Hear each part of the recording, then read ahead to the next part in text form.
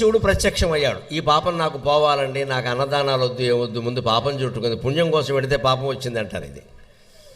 అప్పుడు ఆయన, నీ పేరు మీద ఒక పవిత్రమైన నదిని సృష్టిస్తానయ్యా నేను, తద్వారా ఆ నది ద్వారా జనానికి అంతటికీ సాగునీరు తాగునీరు అందేలా చెయ్యి, వాళ్ళు పంటలు పండించుకుంటారు, ఆ నది ఉన్నంతకాలం నీ పేరు అందరూ చెప్పుకుంటారు అన్నాడు.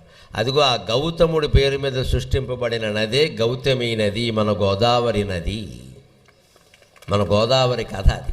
గౌతముడు లేకపోతే గౌతమి లేదు, గోదావరి లేదు, చివరికి రోజు 3 గంటలు ఆలస్యంగా వచ్చే ఎక్స్ప్రెస్ కూడా లేదు, గౌతమి ఎక్స్ప్రెస్. ఈ మధ్య గౌతమి అంటే 3 గంటల ఆలస్యం లెక్క.